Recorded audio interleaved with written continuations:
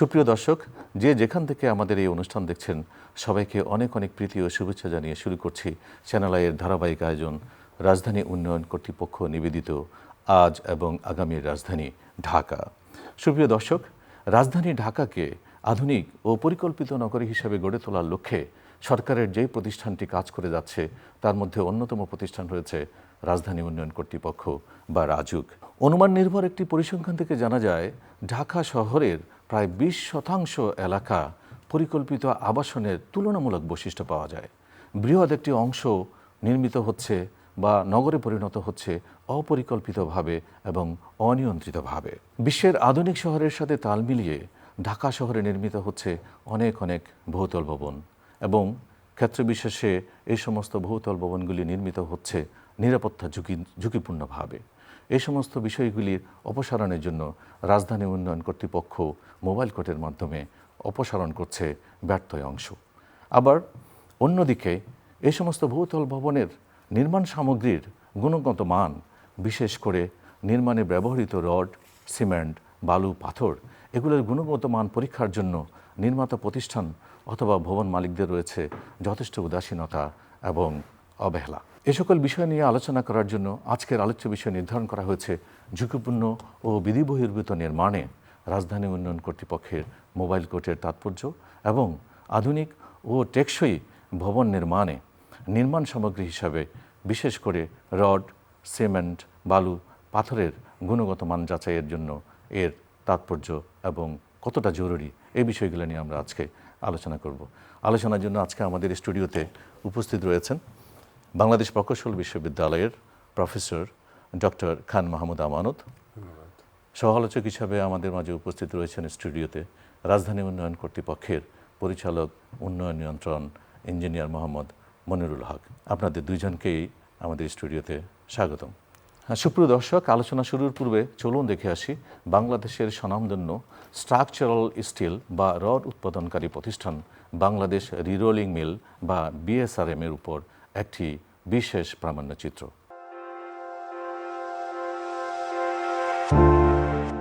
একটি আধুনিক শহর বা নগরী গড়ে তুলতে অত্যাধুনিক ভবন বা বিল্ডিং যেমন গুরুত্বপূর্ণ ভূমিকা রাখে, ঠিক তেমনি ঝুঁকিপূর্ণ ভবন বা বিল্ডিং কিংবা বিধি বহির্ভূত ভবন কিংবা বিল্ডিং নির্মাণের ফলে নগরবাসীর জীবনযাত্রাও অত্যন্ত ঝুঁকিপূর্ণ করে তোলে। তাই আমাদের প্রত্যেকেরই উচিত বহুতল ভবন বা বিল্ডিং নির্মাণের পূর্বে ইমারত আইন বা ইমারত বিধি অনুসরণ করে, বিশেষ করে রাজধানী উন্নয়ন কর্তৃপক্ষের বিধিবিধান অনুসরণ করে ভবন বা বিল্ডিং নির্মাণ করা। কিন্তু নগরীতে কিছু স্বার্থলোভী মানুষ সামান্য একটু স্বার্থ লোভের কারণে ইমারত বিধি লঙ্ঘন করে ভবন বা বিল্ডিং নির্মাণ করে নগরী এবং নগরবাসীর জীবনযাত্রা ঝুঁকিপূর্ণ করে তুলছেন।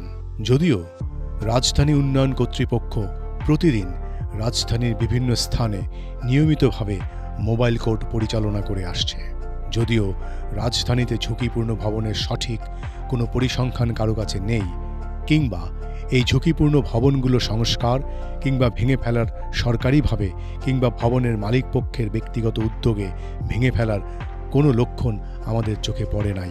তথাপি রাজধানী উন্নয়ন কর্তৃপক্ষের এই মোবাইল কোর্ট পরিচালনার মাধ্যমে নগরবাসীকে ভবন নির্মাণের ক্ষেত্রে সচেতন করে তুলবে বলেই অনেকে মনে করছেন। এখন প্রশ্ন হচ্ছে, একটি আধুনিক বহুতল ভবন বা বিল্ডিং নির্মাণের ক্ষেত্রে কি শুধুমাত্র রাজধানী উন্নয়ন কর্তৃপক্ষের ছাড়পত্র কিংবা নকশার চূড়ান্ত অনুমোদনই যথেষ্ট, নাকি একটি ভবন নির্মাণের ক্ষেত্রে রড, সিমেন্ট, কংক্রিট, পাথর, স্টিল এই সমগ্র নির্মাণ সামগ্রী যথেষ্ট গুরুত্ব রয়েছে? একটি ভবন বা বিল্ডিং নির্মাণের জন্য রাজধানী উন্নয়ন কর্তৃপক্ষের নিয়মের পাশাপাশি এর নির্মাণ সামগ্রীর গুণগত মান যাচাই বাছাই করা অত্যন্ত জরুরি। কেননা বাংলাদেশে যেমন স্বনামধন্য প্রতিষ্ঠিত রড সিমেন্ট কোম্পানি রয়েছে, তেমনিভাবে আনাচে কানাচে নাম সর্বস্ব অনেক কোম্পানি রয়েছে যেগুলো গুণগত মান যথেষ্ট নিম্নমানের। প্রত্যেকটি ভবন মালিকের উচিত রড বা স্টিল নির্বাচনের ক্ষেত্রে এর গুণগত মান সঠিক আছে কিনা, এমনকি বুয়েট, বিএসটিআই এবং আইএসও ধারা পরীক্ষিত কিনা সেগুলো যাচাই বাছাই করা। একসময় আমাদের দেশে বহুতল ভবন বা অত্যাধুনিক ভবন নির্মাণের জন্য বিদেশ থেকে রড বা স্টিল আমদানি করা হতো। কিন্তু এখন আমাদের বাংলাদেশেই অনেক স্বনামধন্য কোম্পানি রয়েছে যারা বিশ্বমানের রড বা স্টিল প্রস্তুত করছে। বাংলাদেশ স্টিল রি-রোলিং মিলসের কথাই বলি, তাহলে বলবো কিছু গল্প সত্যের চেয়েও শক্তিশালী, কল্পকাহিনীর চেয়েও বিস্ময়কর এবং রূপকথার চেয়েও অসাধারণ হয়। কিছু গল্প একটি জাতি ও তাদের ভূমির বীরত্ব ও বিজয়ের সাথে মিশে থাকে। বাংলাদেশ স্টিল রি-রোলিং মিলস বিএসআরএমের গল্পটি ঠিক তেমনই, একটি উত্তরাধিকারের মহাকাব্য। এক সময় 1952 সালে দুই স্বপ্নদ্রষ্টা, প্রয়াত জনাব আকবর আলী আফ্রিকাওয়ালা এবং প্রয়াত জনাব তাহের আলী আফ্রিকাওয়ালা বিএসআরএমের যাত্রার সূচনা করেন। বাংলাদেশের নাম অনুসারে গঠিত বিএসআরএম এক অতি সাধারণ শুরু থেকে আজকের বাংলাদেশের শীর্ষস্থানীয় ইস্পাত উৎপাদক প্রতিষ্ঠানে পরিণত হয়েছে, যা গুণগত মান এবং অগ্রগতির প্রতি অবিচল অঙ্গীকারের প্রতিশ্রুতিবদ্ধ। 7 দশকেরও বেশি সময় ধরে বিএসআরএম দেশের অবকাঠামো গঠনে ভূমিকা রাখছে। এর পণ্যসমূহ বিলেট, রিবর, স্কোয়ার বার, অ্যাঙ্গেল এবং ওয়্যার বাংলাদেশের সবচেয়ে গুরুত্বপূর্ণ স্থাপনাগুলোর মেরুদণ্ড হিসেবে কাজ করছে। দেশের সর্বোচ্চ উৎপাদন ক্ষমতা সম্পন্ন প্রতিষ্ঠান হিসেবে বিএসআরএম কেবল চাহিদাই মেটায় না, বরং উন্নয়নেও গতি সঞ্চার করে। এটি এমন এক স্থান যেখানে হাজার হাজার স্বপ্নদ্রষ্টা এবং দেশ গড়ার কারিগররা তাদের সমৃদ্ধি ও উন্নতির পথ খুঁজে পান।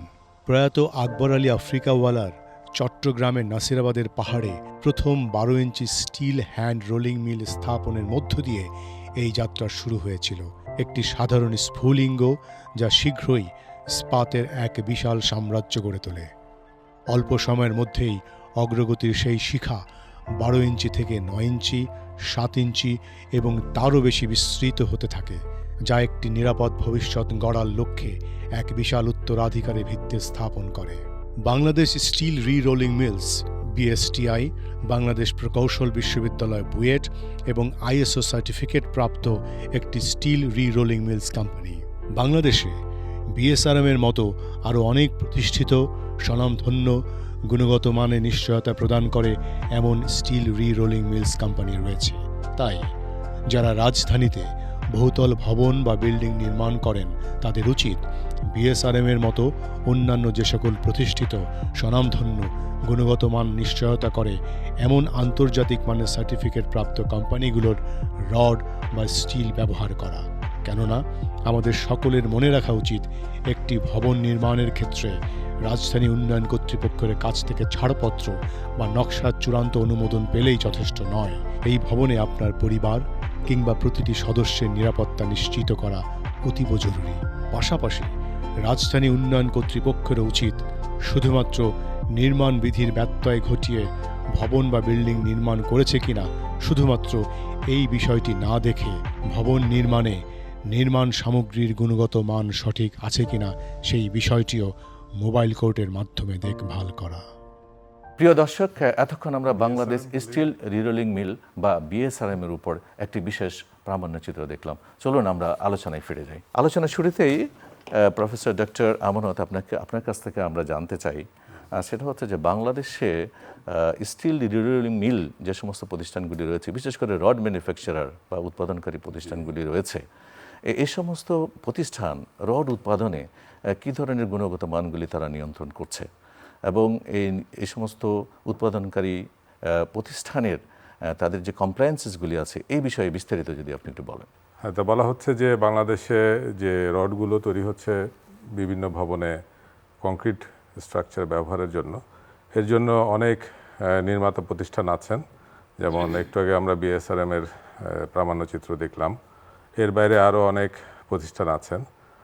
তো কেউ কেউ হয়তো মানসম্মত রড নির্মাণ করছেন, কিন্তু খুচরা বাজারে বেশিরভাগ যে পাওয়া যায় রডগুলো আমার ধারণা বেশিরভাগই মানসম্মত না।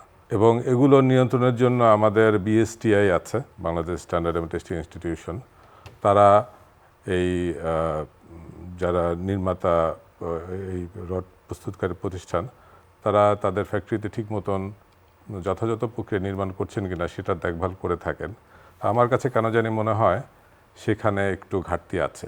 নামকরা কয়েকটা প্রতিষ্ঠান যেমন বিএসআরএম বা এরকম আরও কয়েকটা প্রতিষ্ঠান হয়তো কিছু মানসম্মত রড তৈরি করছেন, কিন্তু বেশিরভাগ ক্ষেত্রেই দেখা যাচ্ছে যে খুচরা বাজারে যা পাওয়া যায় ওগুলা মানসম্মত না।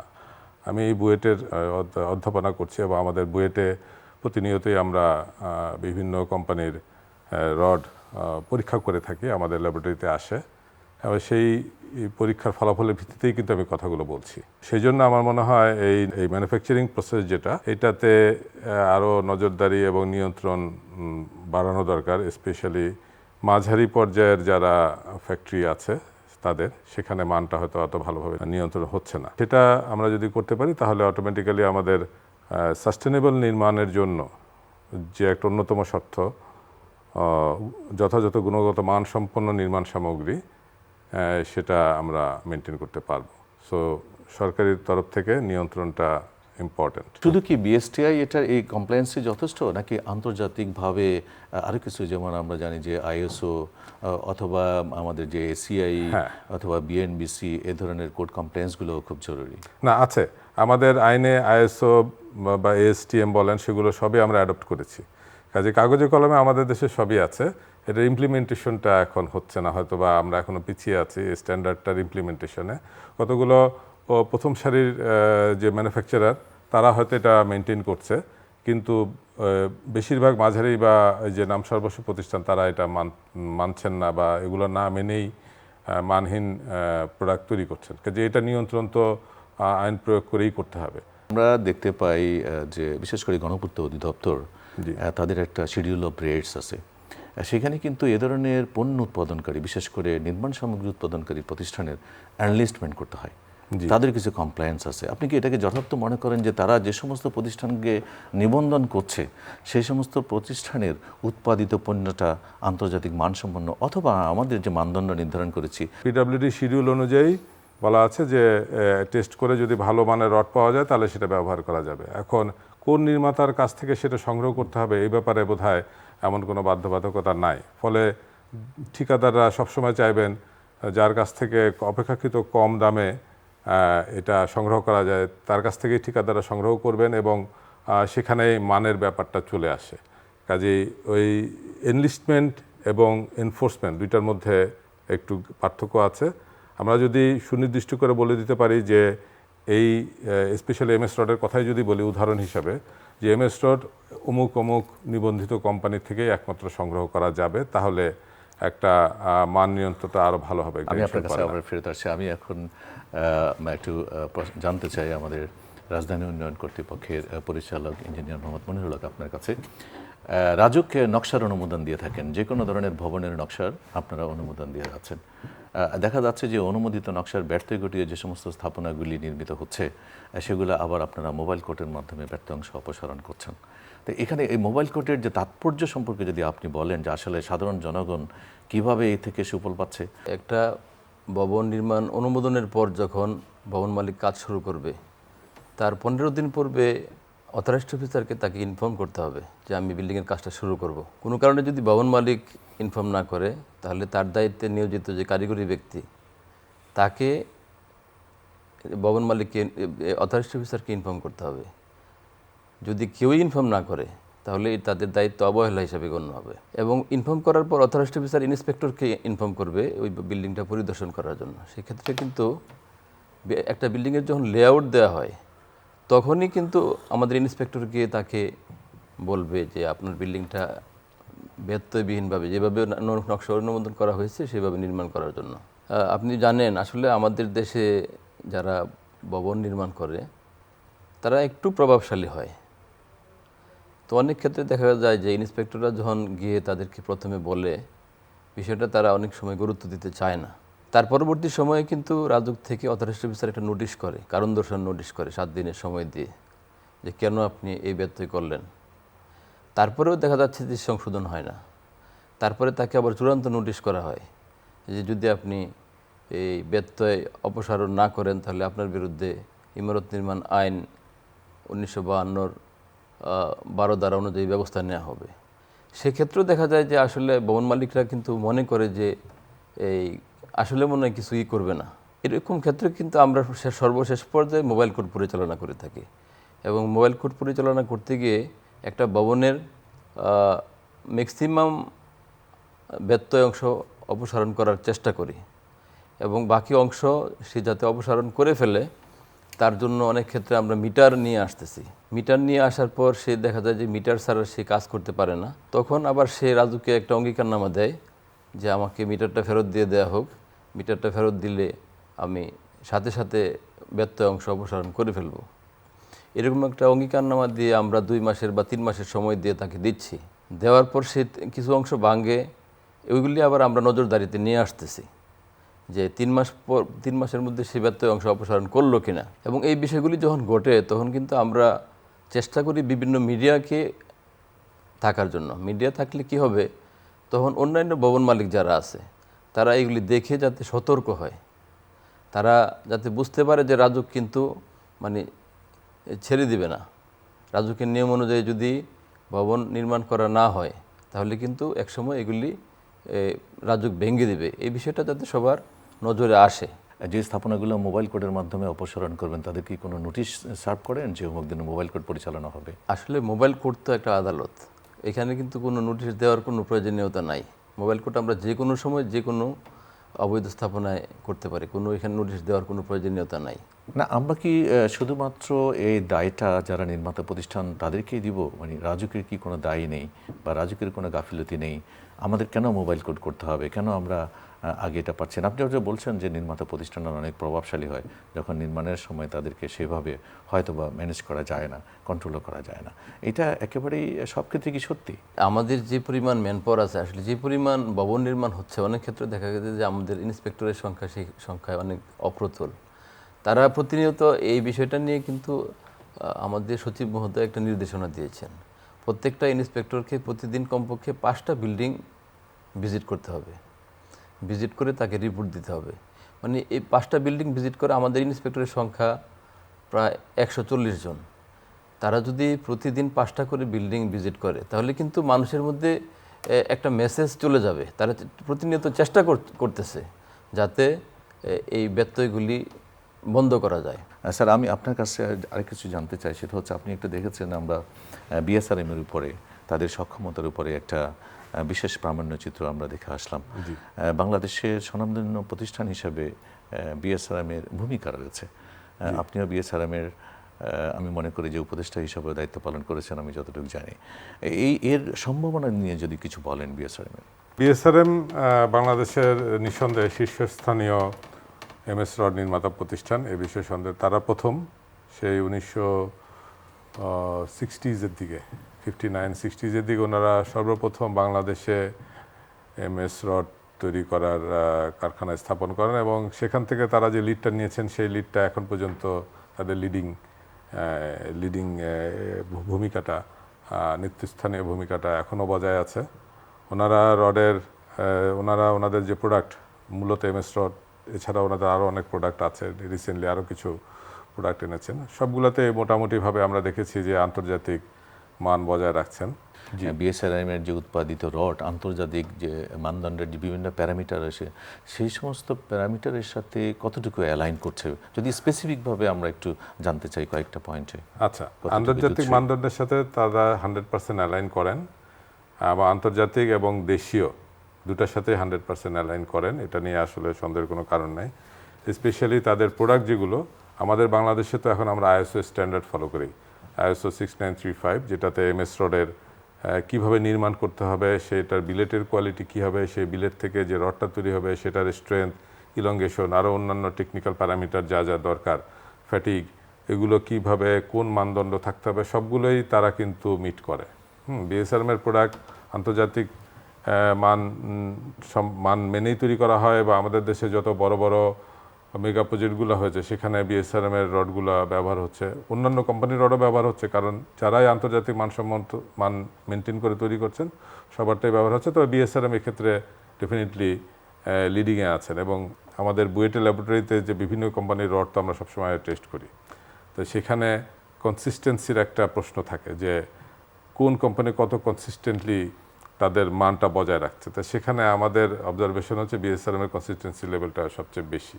আমরা যদি আর্থকুয়েক রেজিস্ট্যান্ট ডিজাইন অথবা ভূমিকম্প প্রতিরোধক যদি আমরা ডিজাইনের কথা বলে থাকি, তাহলে সেক্ষেত্রে ডাকটিলিটি কনটেক্সটে ডাকটাইল রড হিসেবে কোনো রড উৎপাদন বা এ ধরনের কোনো চিন্তাভাবনা আছে কিনা আমাদের প্রতিষ্ঠানের মধ্যে? যদি আমি স্পেসিফিক এরকম করে জানতে চাই, স্ট্রেংথ দিবে এবং একই সাথে মোট ডাকটাইল। প্রথমত হচ্ছে যে 60 গ্রেড রড যেটা লিমিটেশন বিএনবিসিতে বলা আছে, সেটা ভবনের সব জায়গার জন্য না, সেটা ভবনের স্পেসিফিক বিম, কলাম, অর্থাৎ ভবন কাঠামোর যে অংশটা ভূমিকম্পের সময় ভবনকে টিকিয়ে রাখে, শুধু সেই অংশগুলোতে 60 গ্রেড লিমিট করে দেওয়া আছে। কিন্তু ভবনের অন্যান্য জায়গায় আপনি স্ল্যাবে বা ম্যাট ফাউন্ডেশনে বা পাইলের ভিতরে যেখানে ভূমিকম্পের সময় ওই ফোর্সটা ঠিক ওইভাবে আসে না, সেখানে কিন্তু আপনি হায়ার গ্রেড রড ব্যবহার করতে পারেন। এই লিমিটেশনটা নাই। আর দ্বিতীয় হচ্ছে যে সেটা আবার বাংলাদেশের এলাকাভিত্তিক কিছু সীমাবদ্ধতা আছে। যেমন আমাদের উত্তর পূর্ব অঞ্চল, যেটা সিলেট, ময়মনসিংহ এবং ঢাকার উত্তর অংশ, এই অংশটাতে সিসমিক সিভিয়ারিটিটা একটু বেশি, সেখানে 60 গ্রেডের লিমিটেশন আছে, যেটাকে আমরা বলি আমাদের কারিগরি ভাষায় বলি seismic design category D, highest seismic severity. এর বাইরে আরেকটু লোয়ার ক্যাটাগরি আছে সিসমিক ক্যাটাগরি সি। সি ক্যাটাগরিটা অপেক্ষাকৃত কম ঝুঁকিপূর্ণ এলাকা, কাজেই সিতে কিন্তু আপনি 60 গ্রেডের বাইরে 60 গ্রেডের থেকেও উচ্চতর গ্রেড 500 গ্রেড বা 72 গ্রেড যেটাকে বলি, সেটা আপনার ব্যবহার করতে কিন্তু কোনো বাধা নেই। সো বিএনবিসি এমন না যে 60 গ্রেডই সব জায়গায় লিমিট করে দিচ্ছে, স্পেসিফিক কয়েকটা ক্ষেত্রে প্রকৌশলী মহোদয়কে দেখতে হবে যে এখানে 60 গ্রেডের বাইরে করা যাবে কিনা। করা গেলে উনি করতে পারবেন। যেমন খুলনা অঞ্চল বা রাজশাহী অঞ্চল যেখানে ভূমিকম্পের প্রবণতা কম, সেখানে আমরা 72 গ্রেড বা 500 গ্রেড বা 550 গ্রেড, যেটা ওনাদের 80 গ্রেড আছে আমেরিকান, ওগুলো ব্যবহার করতে কোনো বাধা নেই। কাজেই ওনারা আন্তর্জাতিক মান বজায় রেখে হায়ার গ্রেডের রড কিন্তু তৈরি করছেন।